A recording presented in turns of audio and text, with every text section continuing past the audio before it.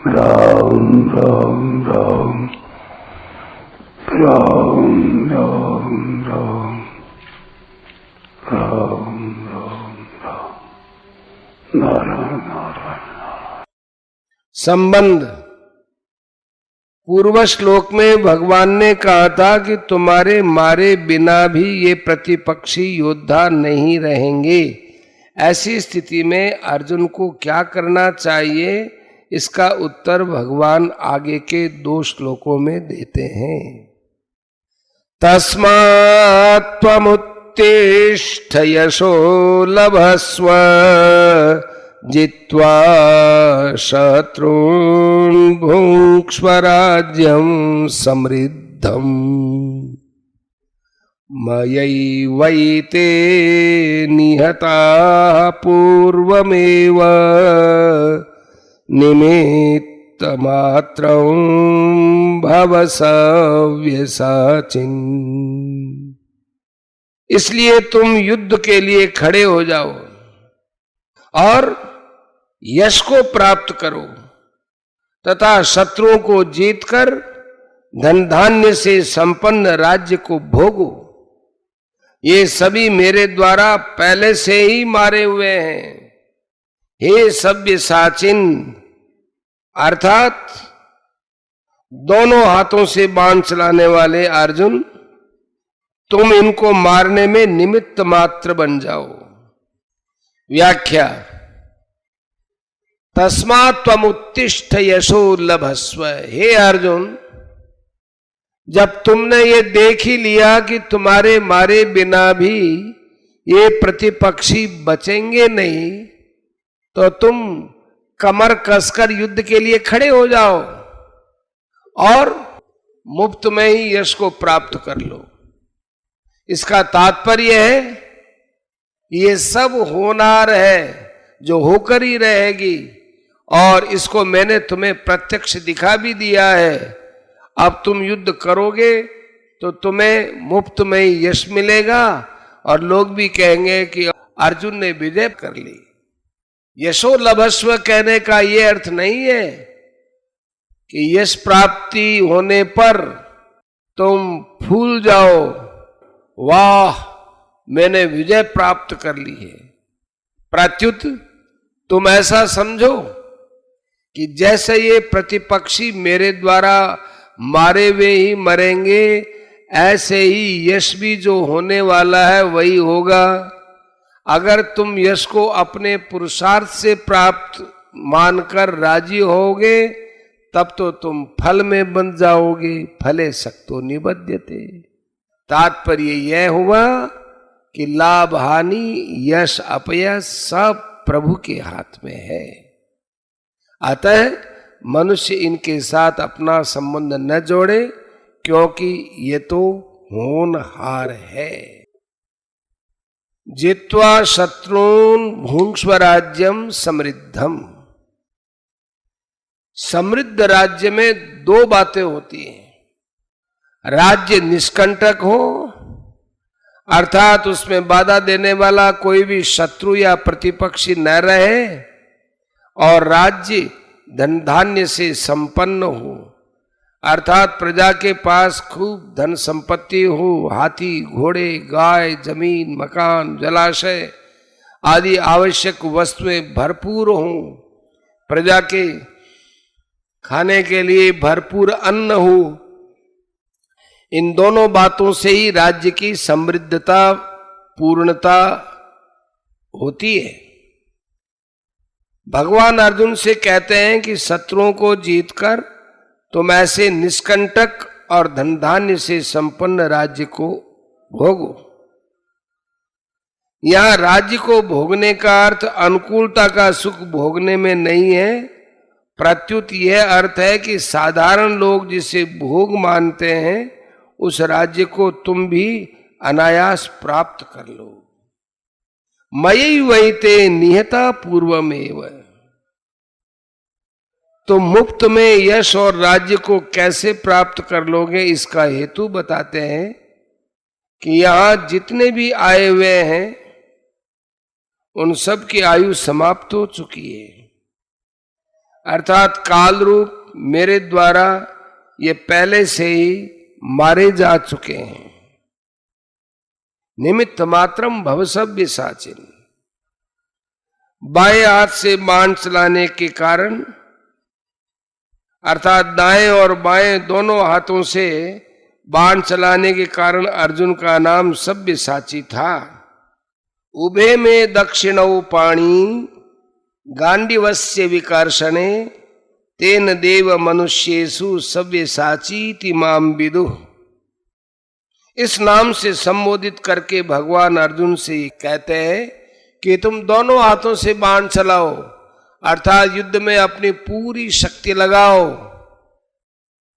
पर बनना है निमित्त मात्र।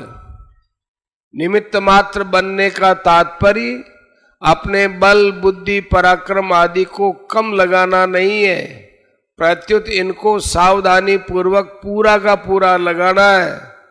परंतु मैंने मार दिया, मैंने विजय प्राप्त कर ली, ये अभिमान मत करना, क्योंकि ये सब मेरे द्वारा पहले से ही मारे हुए हैं। इसलिए तुम्हें केवल निमित्त मात्र बनना है, कोई नया काम नहीं करना है। निमित्त मात्र बनकर कार्य करने में अपनी ओर से किसी भी अंश में कोई कमी नहीं रहनी चाहिए, प्रत्युत पूरी की पूरी शक्ति लगाकर सावधानी पूर्वक कार्य करना चाहिए। कार्य की सिद्धि में अपने अभिमान का किंचन मात्र भी अंश नहीं रखना चाहिए। जैसे भगवान श्री कृष्ण ने गोवर्धन पर्वत उठाया तो उन्होंने बालकों से कहा कि तुम लोग भी पर्वत के नीचे अपनी अपनी लाठियां लगाओ। सभी ग्वाल बालों ने अपनी अपनी लाठियां लगाई और वे ऐसा समझने लगे कि हम सब की लाठियां लगने से ही पर्वत ऊपर ठहरा हुआ है। वास्तव में तो पर्वत ठहरा हुआ था भगवान के बाएं हाथ की छोटी अंगुली के नख पर। ग्वाल बालों में जब इस तरह का थोड़ा अभिमान हुआ, तब भगवान ने अपनी अंगुली थोड़ी सी नीचे कर ली। अंगुली नीचे करते ही पर्वत नीचे आने लगा। तो ग्वाल बालों ने पुकार कर भगवान से कहा, अरे दादा मरे मरे मरे मरे। भगवान ने कहा कि जोर से शक्ति लगाओ, पर वे सब के सब एक साथ अपनी पूरी शक्ति लगाकर पर्वत को ऊंचा नहीं कर सके। तब भगवान ने पुनः अपनी अंगुली से पर्वत को ऊंचा कर दिया। ऐसे ही साधक को परमात्म प्राप्ति के लिए अपने बल बुद्धि योग्यता आदि को तो पूरा का पूरा लगाना चाहिए, उसमें कभी किंचन मात्र भी कमी नहीं रखनी चाहिए। पर परमात्मा का अनुभव होने में बल उद्योग योग्यता तत्परता जितेंद्रियता परिश्रम आदि को कारण मानकर अभिमान नहीं करना चाहिए। उसमें तो केवल भगवान की कृपा को ही कारण मानना चाहिए। भगवान ने गीता में कहा है कि शाश्वत अविनाशी पद की प्राप्ति मेरी कृपा से होती है। मत प्रसादाद अवाप्नोति शाश्वतम पदम अव्ययम। और संपूर्ण विघ्नों को मेरी कृपा से तर जाएगा। मत चित्तः सर्व दुर्गाणी मत प्रसादात तरिष्यसि। इससे यह सिद्ध हुआ है कि केवल निमित्त मात्र बनने से साधक को परमात्मा की प्राप्ति हो जाती है। जब साधक अपना बल मानते हुए साधन करता है, तब अपना बल मानने के कारण उसको बार बार विफलता का अनुभव होता रहता है और तत्व की प्राप्ति में देरी लगती है।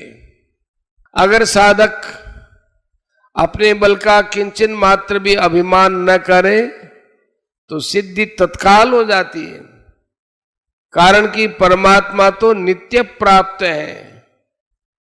केवल अपने पुरुषार्थ के अभिमान के कारण ही उनका अनुभव नहीं हो रहा है। इस पुरुषार्थ के अभिमान को दूर करने में ही निमित्त मात्रम भव पद का तात्पर्य है। कर्मों में जो अपने करने का अभिमान है कि मैं करता हूं तो होता है, अगर मैं नहीं करूंगा तो नहीं होगा, यह केवल अज्ञता के कारण अपने में आरोपित कर रखा है। अगर मनुष्य अभिमान और फलेच्छा का त्याग करके प्राप्त परिस्थिति के अनुसार कर्तव्य कर्म करने में निमित्त मात्र बन जाए तो उसका उद्धार स्वतः सिद्ध है। कारण कि जो होने वाला है वो तो होगा ही, उसको कोई अपनी शक्ति से रोक नहीं सकता, पर जो नहीं होने वाला है वो भी नहीं होगा, उसको भी कोई अपने बल से नहीं कर सकता। इसलिए सिद्धि असिद्धि में सम रहते हुए कर्तव्य कर्मों का पालन किया जाए तो मुक्ति स्वतः सिद्ध है। बंधन माने नरकों की प्राप्ति, 84 लाख योनियों की प्राप्ति, ये सब कृति साध्य है, और मुक्ति, कल्याण, भगवत प्राप्ति, भगवत प्रेम आदि सभी स्वतः सिद्ध हैं। परिशिष्ट भाव निमित्त मात्रम भवसव्य साचिन। निमित्त मात्र बनने का तात्पर्य यह नहीं है कि नाम मात्र के लिए कर्म करो, परंतु उसका तात्पर्य है कि अपनी पूरी की पूरी शक्ति लगाओ, पर अपने को कारण मत मानो। अर्थात अपने उद्योग में कभी कमी मत रखो और अपने में अभिमान भी मत करो। भगवान ने जो कुछ बल, विद्या, योग्यता आदि दी है वह सब लगाने के लिए दी है, परंतु अपना पूरा बल आदि लगाकर हम उसको प्राप्त नहीं कर सकते। प्राप्ति तो उनकी कृपा से होगी। भगवान ने अपनी ओर से हमारे पर कृपा करने में कोई कमी नहीं रखी है। जैसे बछड़ा एक थन से ही दूध पीता है, पर भगवान ने गाय को 4 थन दिए हैं। ऐसे ही भगवान चारों तरफ से हम पर कृपा कर रहे हैं। में तो निमित्त मात्र बनना है। अर्जुन के सामने तो युद्ध था, इसलिए भगवान उनसे कहते हैं कि तुम निमित्त मात्र बनकर युद्ध करो, तुम्हारी विजय होगी। इसी तरह हमारे सामने संसार है, अतः हम भी निमित्त मात्र बनकर साधन करें तो संसार पर हमारी विजय हो जाएगी।